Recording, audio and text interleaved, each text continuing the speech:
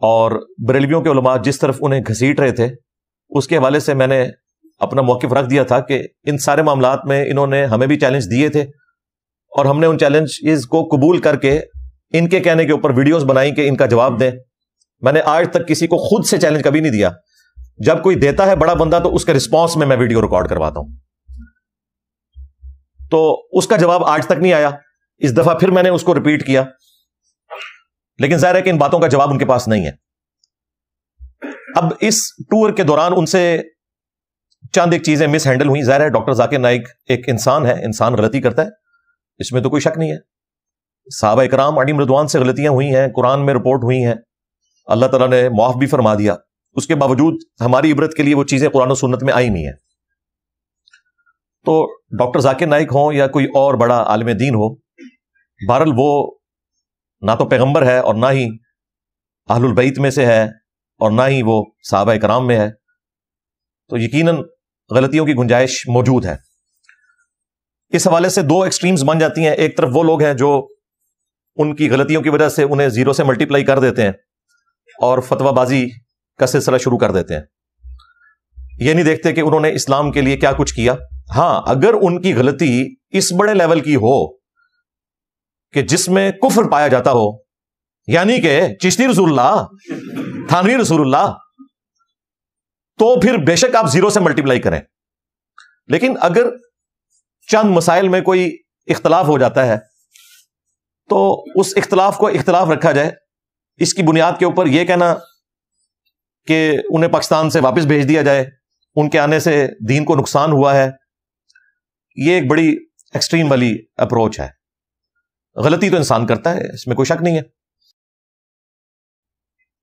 دوسری ایکسٹریم کے اوپر وہ لوگ ہیں جو خام خواہ ان کا جھوٹا دفاع کرنا شروع کر دیتے ہیں, اور اس کا نقصان پھر اسلام کو ہوتا ہے. کیونکہ جب آپ کسی کی غلطی کا جھوٹا دفاع کرتے ہیں تو اس کی جو غلطی کی وجہ سے اسلام کو نقصان پہنچا ہوتا ہے, یا جو لوگ متنفر ہوئے ہوتے ہیں وہ اپنی گمراہی میں پکے ہو جاتے ہیں کہ دیکھیں یہ تو اپنے بندے کی غلطی ماننے کے لیے بھی تیار نہیں ہے.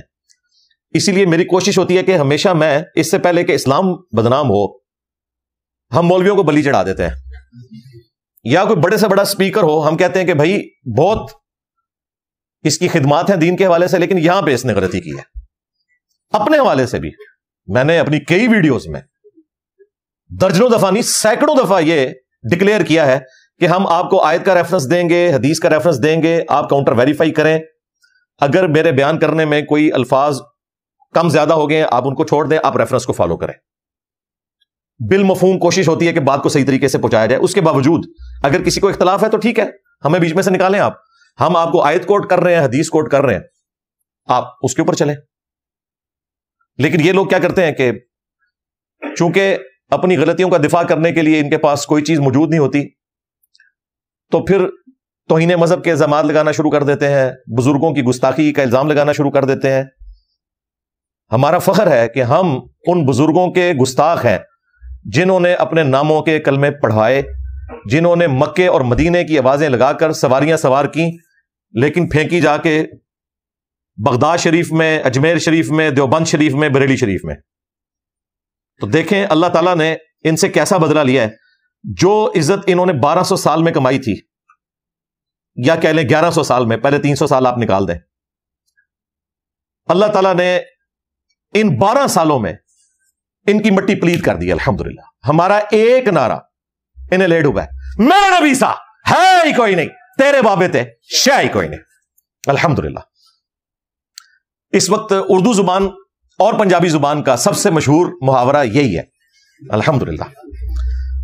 اب تو اس کے اوپر اب دیکھیں مختلف ہمارے اسٹوڈنٹس نے ویلیو ایڈیشن کرتے ہوئے مختلف انڈین فلموں کے سین کاٹ کے ان کے اوپر ڈبنگ کی ہے. ہاں, اور جنہیں بات سمجھ نہیں آ رہی تو انہیں بھی سمجھ لینا چاہیے کہ گل ود گئی ہے. الحمدللہ میں نے آپ کو بہت پہلے بتایا تھا کہ یہ تھریش ہولڈ پوائنٹ جب آتا ہے اس کے بعد پھر آپ کو روزانہ نئی نئی چیزیں دیکھنے کو ملیں گی. وہ بزرگ جن کا نام لوگ بغیر وضو کے نہیں لیتے تھے اور یہ دعویٰ کرتے تھے کہ جو بغیر وضو کے ان کا نام لے تو مر جائے گا, پھر بزرگوں نے دعا کی, انہوں نے کہا نہیں چلو مرے گا نہیں, اس کا کوئی ایک بال ٹوٹ جائے گا, ٹھیک ہے, تو یہ بال دیکھ لو، تمہارے بزرگوں کے ساروں کے بال جمع کیے جائیں نا تو اتنے نہیں ہیں اللہ کے فضل سے. تو یہ ساری اب کہانیاں ہو گئی.